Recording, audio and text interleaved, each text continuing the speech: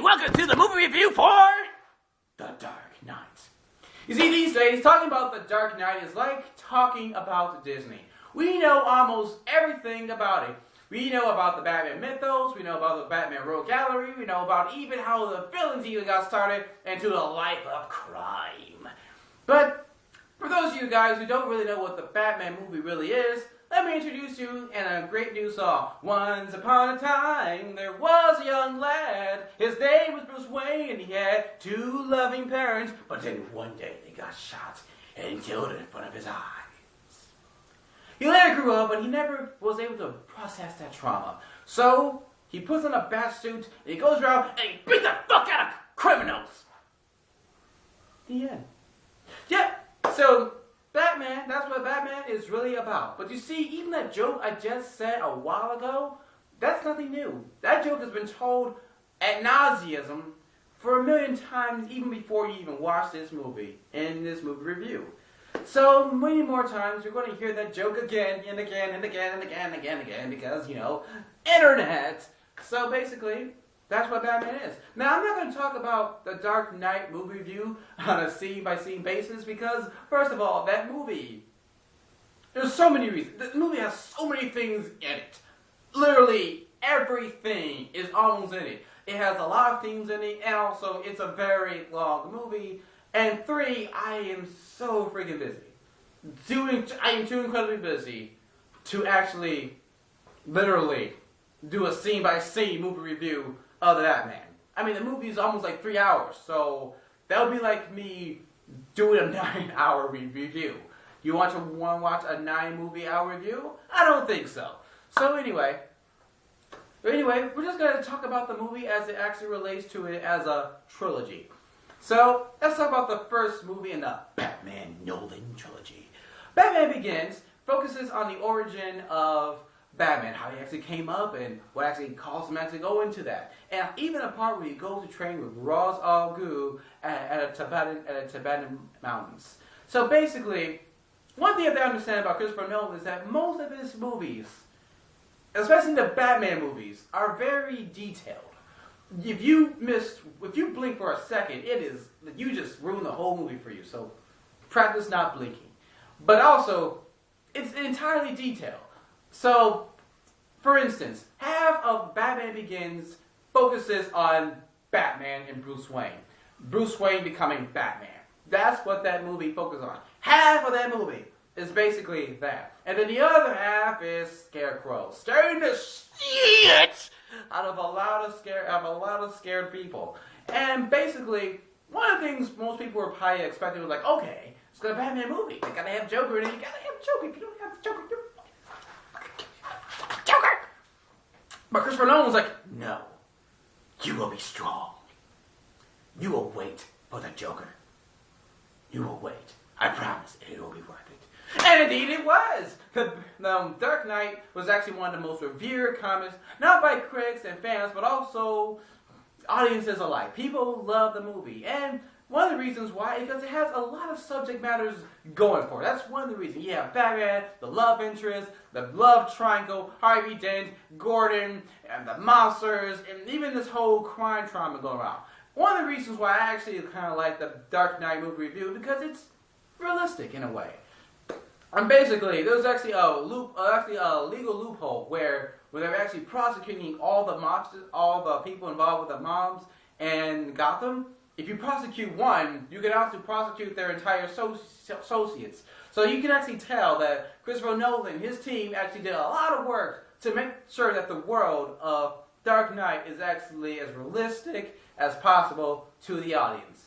As opposed to The Dark Knight Rises, where Bane breaks his back and he's thrown all the way to some pit in some Middle Eastern desert. And for broken back and the power of determination and some few good words, Batman was able to climb up 20 feet up into the pit. And then he steps outside the desert and there's no roads, just a lot of fucking sand.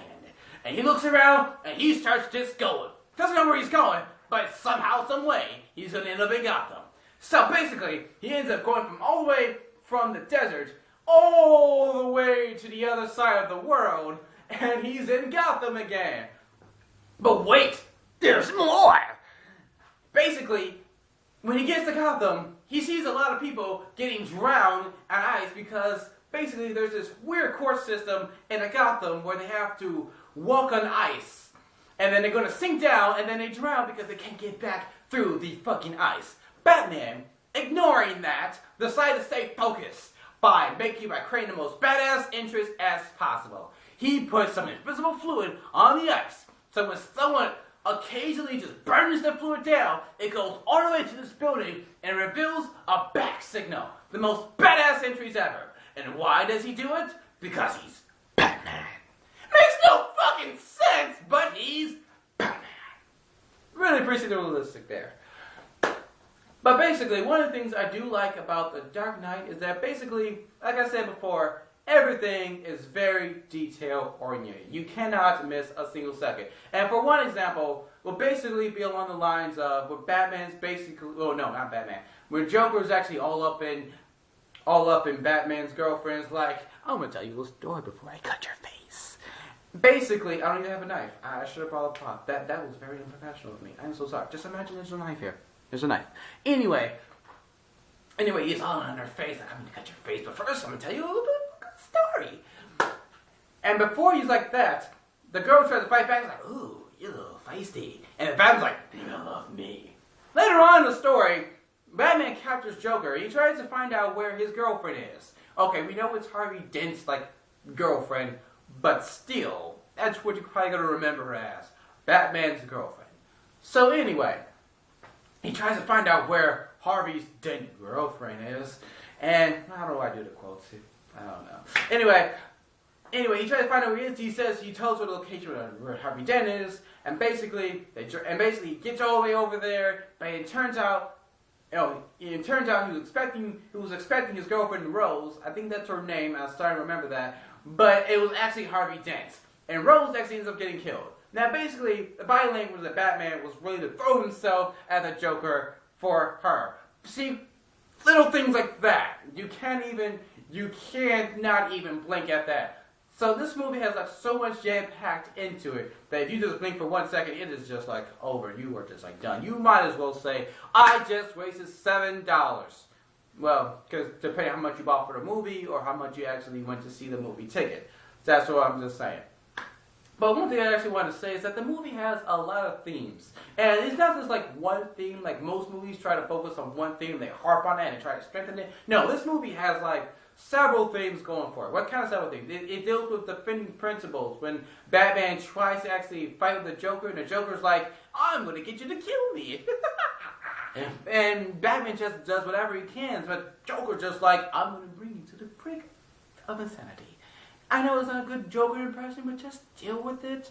You know what I'm saying? Now I just gave you a bad Italian impression. Fuck me. Anyway, as I was actually saying, it deals with anarchy. I know the third movie deals with this a lot more, but the second movie, it deals with it on a level basis. When we're in the Reese, Bruce Wayne's accountant who finds out through taxes, which is kind of a funny joke. We kind of figured that was going to happen eventually. That he finds out through taxes that basically, he finds out through the bookkeeping reports that Bruce Wayne is actually Batman.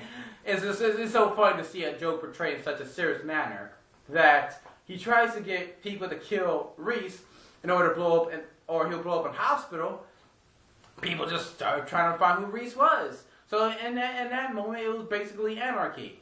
And basically, it even talks about moving on from a particular job that you're close to. Batman, or I should say Bruce Wayne, was actually close to Rose, and Rose said that we can never be together until this Gotham no longer needs Batman. And, it dealt with that too. The third movie dealt with that too, but let's be honest though.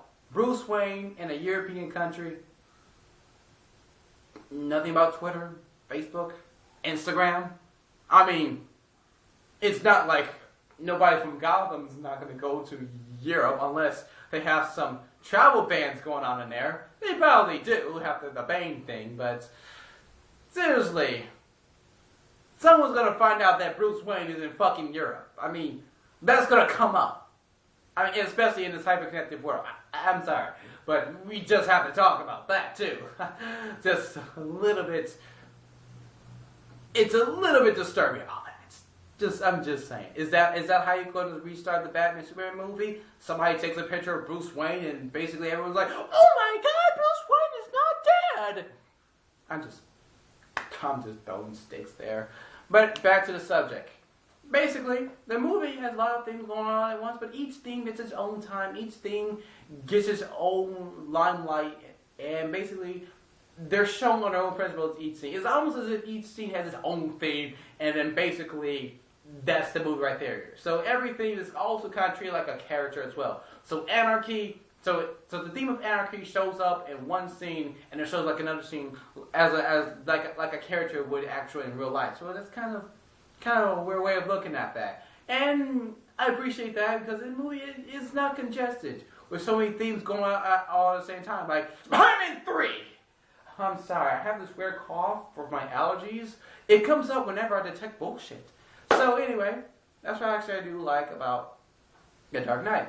One thing I do want to actually talk about The Dark Knight and end this off is basically The Dark Knight isn't really just a Batman film, it's a Nolan film. And one of the reasons why is because it's made through one person's, well, not one person's vision, it's made through a collective of a team's vision. And usually, when you're actually making something through your vision or a team's vision, it tends to be, what's the word I'm looking for? It tends to have its own signature. And I can compare this with Tim Burton's movies, especially with Batman Returns with the Penguin. I was watching that, and halfway through the movie, I was actually expecting Beetlejuice just to show up and be like, "It's showtime!" But, you know, people have their own different signatures, what Batman usually is. One of the complaints about The Dark Knight, especially the Joker, is like, this isn't the Batman I'm looking for. This isn't the Batman I grew up with. Or this isn't the Joker that I grew up with. And I'm pretty sure, watching Tim Burton, I felt the same way. Because it was such a huge contrast from Christopher Nolan's movies from Tim Burton's movies. Such a huge contrast indeed. One was a little bit funnier, the other one wasn't. I mean, the scene where the guy just like, where the one, the evil CEO was right in front of Catwoman's face and said, "Boom!" He's like, oh.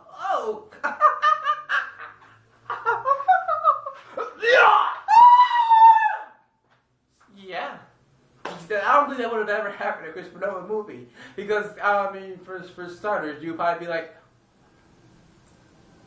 But, yeah.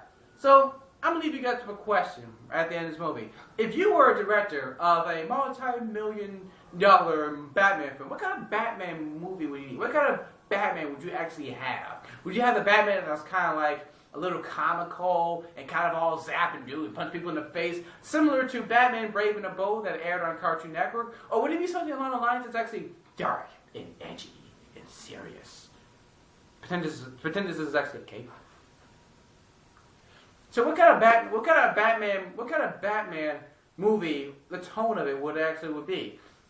Feel free to put that in the comments below, or basically tweet to us at Mr. Harry Brit at Twitter. That's Mr. Harry Brit at Twitter. I have it right there, so just go over there and just tweet him and just tell us about that. We really want to know. We're dying to know the answer.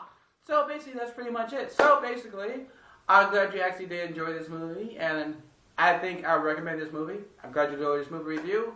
And it's Evan Wilder, and I am